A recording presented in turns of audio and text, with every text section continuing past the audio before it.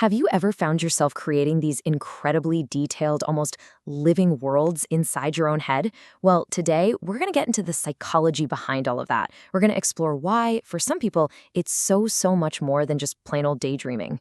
I mean, come on, we've all been there, right? You're in the shower or you're stuck in traffic, and suddenly you're delivering this absolutely perfect, world-shattering comeback to something someone said like 3 weeks ago.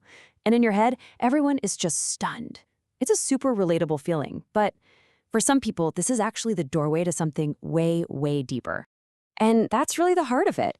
We're not just talking about the kind of casual, fleeting daydreams we all have. For some of us, this is a totally different kind of internal experience. It's like a place that feels just as real as the world around us. And here's the thing you've got to understand. From the inside, it doesn't feel like a problem at all. It feels like relief. It's this immersive place you can always go back to, which is exactly why the people who experience this most intensely are usually the last ones to think anything is wrong. So, what's actually going on in our brains when we slip into these other worlds? Well, it turns out it's not just random thoughts firing off. There's a whole specific neurological network that kicks in, kind of like an internal settings menu for your consciousness. It's called the Default Mode Network, or the DMN for short. You can pretty much think of it as your brain's imagination engine. The second you stop focusing on a task out there in the world, the DMN just lights right up and starts generating your inner life. Your memories, your worries, and yeah, those super detailed fantasies we're talking about. We all do this, right? We switch back and forth between focusing on the outside world and letting our minds wander inside.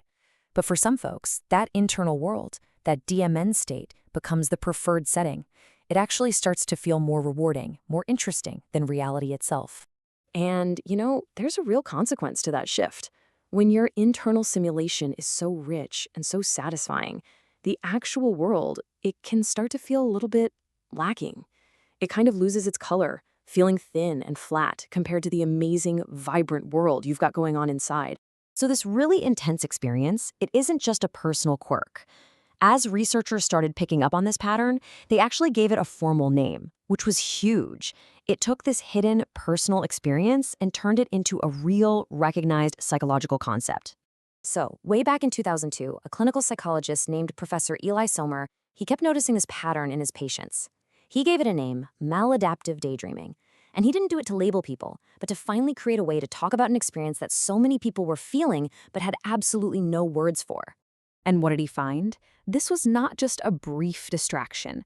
People were spending hours a day lost in these detailed stories. I mean, we are talking about seriously complex worlds, with recurring characters and storylines that could go on for months or even years. The depth of it is just wow. But this amazing coping mechanism can come with a pretty big emotional price tag. It can actually trap people in a really difficult cycle. And this is the trap. It all starts with a daydream, giving you some much-needed relief. But then you come back to reality and pow. This awful, nagging feeling of shame hits you for all the time you've wasted. And that shame feels so bad that it just makes you want to escape all over again, right back into the daydream. It's a vicious cycle that just pulls you in deeper and deeper. Okay, but what if we've been looking at this all wrong? What if this isn't some kind of flaw, but actually a powerful and even creative adaptation? What's really interesting is that the research suggests this isn't about being more creative or smarter than anyone else. It's linked to a personality trait called higher absorption, which is just a natural ability to get completely, totally immersed in experiences. Think of people who don't just listen to a song, they get lost in it. Or people who don't just watch a movie, they're an emotional wreck afterwards. They just feel everything more intensely, and that includes their own imagination. And this really gets to the why, doesn't it? The fantasy world gives you control. It gives you safety. You can rewind a conversation, you can fix a mistake, you can make someone finally understand you. Reality, on the other hand? It's messy, it's unpredictable, it's full of friction and the terrifying risk of real connection. The daydream? Well, the daydream never disappoints. So you find the people who develop this pattern are often people who, at some point in their lives, desperately needed an exit door that the real world just wasn't giving them. Maybe home wasn't a safe place, or maybe they were just deeply, chronically lonely. The daydreaming, it wasn't the problem. It was the most creative solution their brain could come up with to survive. This all brings us to a really, really important shift in how we think about this. The goal isn't to get rid of this inner world, not at all. It's to learn from it. So, here it is. This is the key. The whole point isn't to stop daydreaming, it's to get curious about it. It's to start asking yourself, what is this disappearing act actually doing for me? What deep, unmet need is it trying to fulfill? So, I really want you to think about this question. In those fantasies, what kind of connection or approval or validation are you getting? And then ask yourself, why aren't you letting yourself ask for that in your real life? The answer to that holds a really important clue. Or think about resolution. In your daydreams, maybe you're finally winning those old arguments or you're achieving these goals you've had forever. What is that fantasy trying to tell you about what you truly want to go after? But maybe you're just too afraid to try in the real world.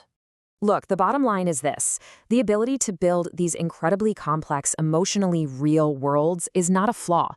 It is a genuinely remarkable skill. It's a sign that you have this huge amount of internal richness that, for whatever reason, just hasn't found a safe way to come out into the real world yet. And that kind of leaves us with this final, really powerful thought. The tragedy isn't the imagination itself. Not at all. It's that somewhere along the way, a person with this incredible gift decided that their own depth, their own richness was only safe as long as no one else could see it. And it just makes you wonder, doesn't it? What could happen if all of that depth was finally allowed to become visible?